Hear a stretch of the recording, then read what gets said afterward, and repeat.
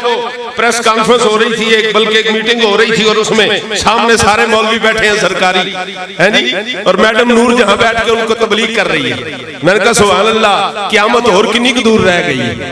ये क़यामत की कितनी बड़ी अलामत है कि भाई मियां दुनिया की सबसे बड़ी डकैत, चोर, झूठी, दगाबाज और फ्रॉडन वो बैठकर तकरीर कर रही है और मौलवी सामने बैठ के कह रहे हैं वाह वाह वाह बहुत अच्छी बात कर दी। मैं कहा सुभान अल्लाह, जिस कौम के मिजाज ऐसे हो उसे क्या खबर हो कि जब 22 लाख मुरब्बा मील का हाकिम खड़ा खिताब करे तो सहाबी उठ के खड़े हो जाते हैं और कहते हैं उमर अताअत बाद में होगी, आपकी बात बाद में सुनी जाएगी, पहले ये बताओ ये दो चादरें तुम्हारे पास कहां से आ गई।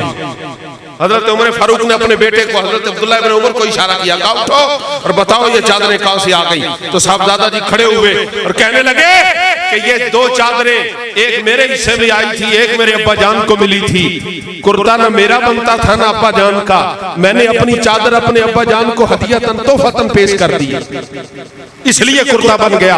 अब सुनो, जब ये जवाब दे दिया गया तो फिर ये नहीं हुआ जी इस पर अभी इंक्वायरी बैठेगी, क्योंकि उन्हें पता था ये जो मुस्तफा के तरबियत याफ्ता इनकी जबानों पर झूठ नहीं आया करता, इनकी जबानें झूठ से पाक होती हैं। उस वक्त सहाबा ने खड़े होकर कहा उमर अब आप खिताब कीजिए, हम आपकी बात भी सुनेंगे और जैसे जैसे आप कहते रहेंगे हम अताअत भी करते चले जाएंगे।